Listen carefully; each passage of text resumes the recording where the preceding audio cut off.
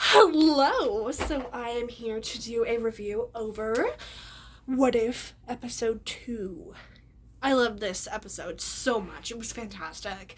I'm gonna have a non-spoiler section and a spoiler section, so if you do not want to be spoiled, you can watch a portion of the video and then click off. I will tell you when we're gonna get into spoilers.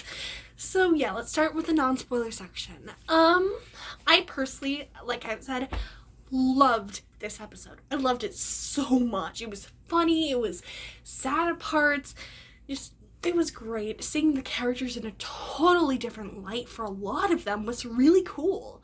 The animation, I think, was really good. I think it worked better for like what was going on with this episode a lot, and the voice acting was really great most of the time. There wasn't a voice that I was like, ooh, that's really, really bad. And I haven't seen that yet in this show. So I think they're doing a great job, especially with a lot of them not having as much voice acting experience. So I really enjoyed this. Like I said, hearing Chadwick Boseman playing T'Challa was fantastic.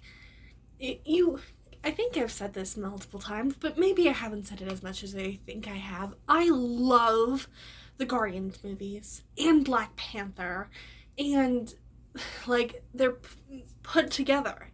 And of course, rest in peace, Chadwick Boseman. So like hearing him again playing his character was just so good. Like the moment he spoke, I was just so excited and so happy, and it was just great. And that last little thing with like in memory of Chadwick Boseman was so sweet, and it was just fantastic. I really enjoyed this episode. I think the story was really good. It worked a lot better than I thought it would. And just everything in this show has been fantastic so far. So I'm gonna move on to spoilers. If you do not want to be spoiled, I would leave the video, go watch episode 2 and come back, and you can compare our thoughts. And if the comments are on, make sure to tell me your thoughts. I would love to read them. So yeah, I'm gonna start in 3, 2, 1. Okay, let's go. I'm here with spoilers now. So let's talk about the ending. I will be spoiling parts of the MCU movies, of course, because this is what if. So I'm like, this didn't happen in this movie, and this happened. So if you've not watched, I would say probably the big ones are Black Panther and the 2 Guardians movies. I would not watch this part, also. So, yeah, and also a little bit of Civil War, but I would assume most people have seen those movies because those are more of the most popular ones, so I would assume you have. So let's talk about the ending now that we've clarified that. The ending with Peter working at Dairy Queen and Ego coming like, do you have time to meet your dad? And then like Peter's eyes coming out bright, and he was like, oh, and that was the end of the world, or something like that. That was really, really cool to see how different it is, because like that's not what happens in Guardians 2, obviously. They're still making movies in this world. So, Ego wanted to take the world down, but he didn't. So, it was really sweet. I learned that. That wasn't too great. I did not like that part. I did like that part, but not for the timeline. So, yeah. I thought that was really cool because I wasn't sure if they were gonna do something like that, and they ended up doing it, and it made me really happy. The whole entire part with like how T'Challa even got on the ship was really cool, with him being like, I want to go explore this world, we can help other people, like he does in Black Panther, and be like, and his dad being like, no, the world is a scary place and all that stuff.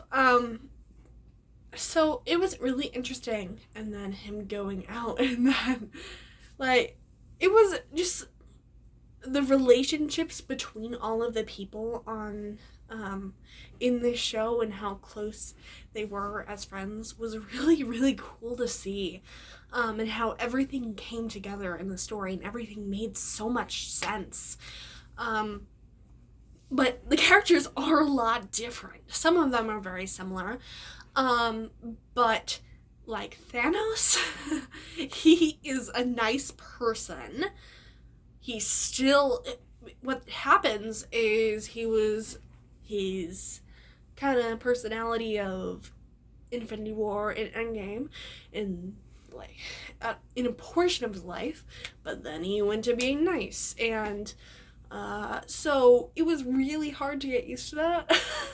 But it was done really well, and how like Nebula went to go and fight for her dad. It was really cool. I really enjoyed how that all went together, and how Yandu was there, which if you've watched volume 2 you would know he dies, so it was great to see him again. All the characters were just fantastic, and how the differences between T'Challa and Peter, because they're such different characters, having these things that are very similar happen to each other, and how they approach these conflicts in different ways was really cool. And they even were like, well, Star-Lord, he must be polite, which T'Challa is very, very polite. Peter Quill, on the other hand, not so much. So it was kind of funny to be like, oh, in this other timeline, you would have to watch out. So it was funny. I liked that part. What else? I thought the animation style worked really well for this. It was more like a humorous thing, and for like the fighting, I think it worked really well. The voice acting was pretty good. Yeah, overall, I think it was really, really funny. There were some parts that were really sad, but I really enjoyed it. And I think it was great. That's really all I have to say. I hope you're having a wonderful day. I love you 3000, and stay safe. Bye!